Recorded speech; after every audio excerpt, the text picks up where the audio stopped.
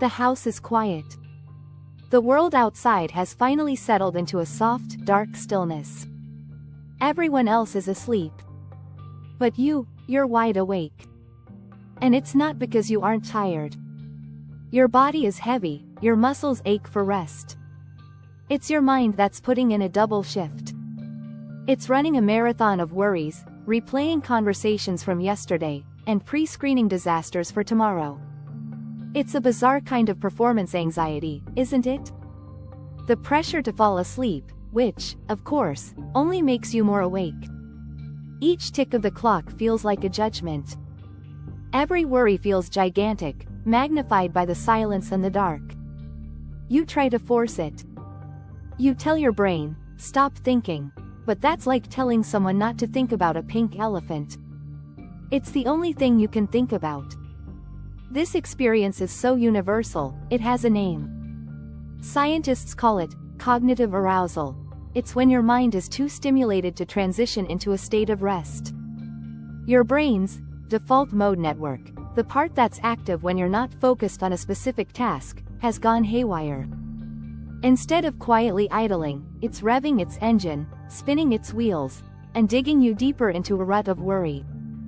We live in a world that constantly pings us with information, demands, and anxieties. The line between work and home has blurred. Our social lives are broadcast for everyone to see.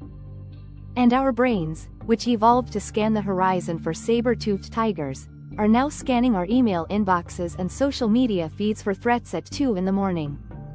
The threats have changed, but the alert system in our heads hasn't. It latches onto a small concern, a deadline, a bill, an awkward comment, and it spirals.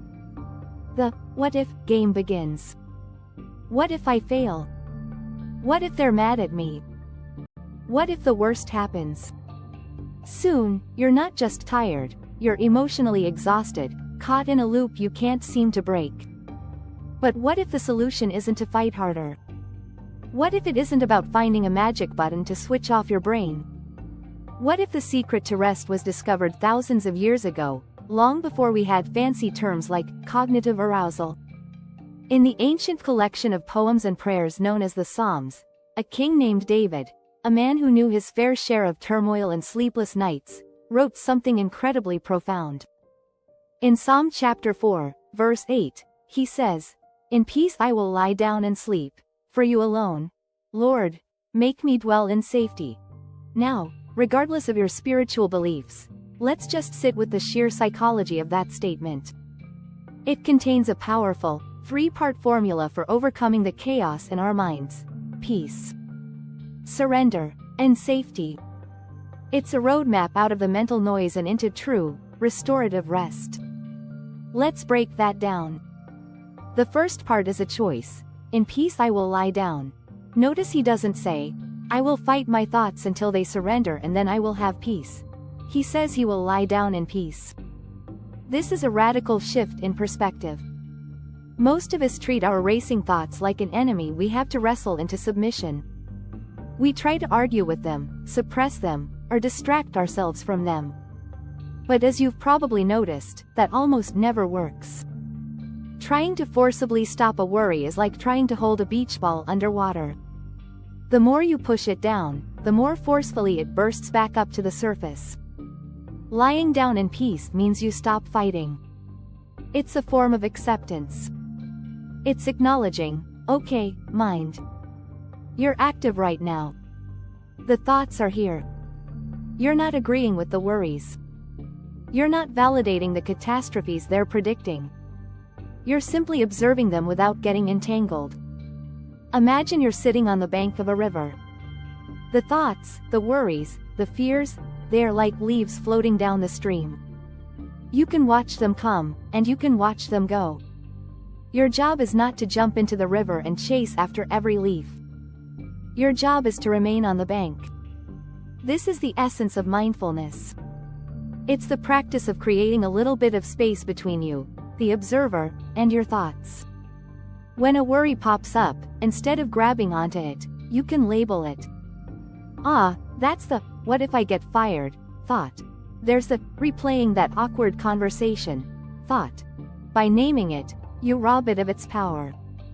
It becomes just another leaf on the river, not a tidal wave that's about to drown you.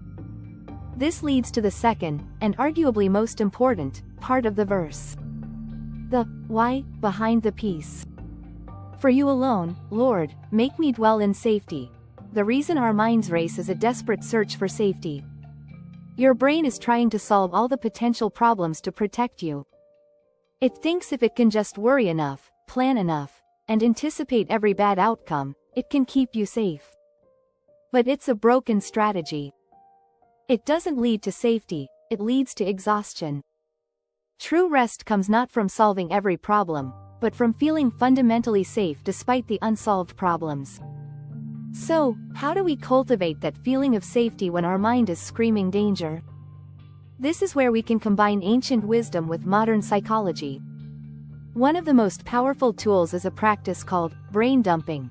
Before you even get into bed, take a piece of paper and a pen. For 10 minutes, write down everything that's on your mind. Every worry, every to-do list item, every fear, every unresolved issue. Don't edit it. Don't judge it. Just get it out of your head and onto the paper. The physical act of writing is incredibly therapeutic.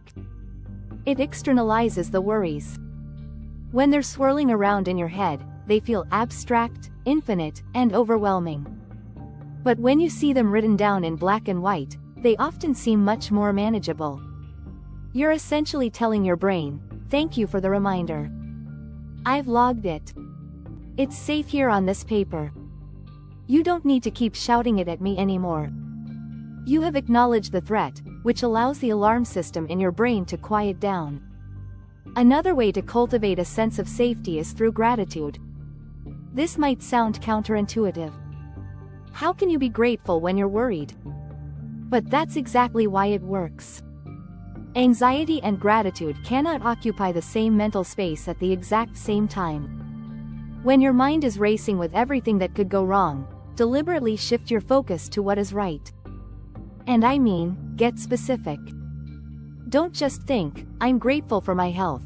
Think about the feeling of your lungs filling with air. The simple fact that your heart is beating without any effort from you. Think about the comfort of the blankets on your skin. The roof over your head that is keeping you warm and dry. The fact that you are safe in your bed, in this moment. By focusing on these concrete, present moment realities, you are collecting evidence of your safety. You are training your brain to see that, despite the future worries, you are fundamentally okay right here, right now. This present moment safety is the foundation for peace. And that brings us to the final, crucial element of this ancient secret, surrender. The verse says, "You alone make me dwell in safety." This is the ultimate act of letting go. It's the recognition that you cannot control everything. And that the desperate attempt to do so is the very source of your suffering. Think about it. The worries that keep you up at night are almost always about things outside of your immediate control. You can't control what your boss will think tomorrow.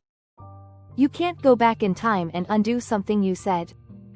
You can't personally guarantee the health and safety of everyone you love forever. Surrender is admitting your limitations. It's like being a passenger on an airplane. You don't know how to fly the plane. You don't control the weather. You don't know how the engines work. To have any peace at all on that journey, you have to surrender. You have to trust the pilot, trust the engineers who built the plane, and trust the process. You have to release your grip on the things you cannot change. This can be a spiritual practice, a prayer, a release of your burdens to a higher power. Or it can be a psychological one, a trust in the process of life, a trust in your future self to handle whatever comes, a recognition that 99% of the things you worry about never happen. The act of surrender can be physical. As you lie in bed, consciously relax your body, part by part. Unclench your jaw. Drop your shoulders away from your ears. Release the tension in your stomach. With each exhale, imagine you are breathing out the need to control. Imagine you are sinking deeper into the mattress, being held and supported. You are letting go of the burden.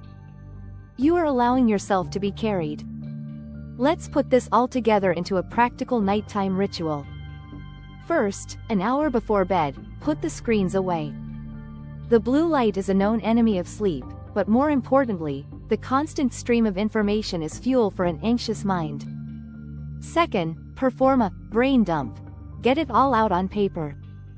Create a to-do list for tomorrow so your brain knows you won't forget anything important. Third, once you're in bed, lie down with the intention of peace, not the intention of battle. Acknowledge any thoughts that arise, but don't latch onto them. Picture them as leaves on a river.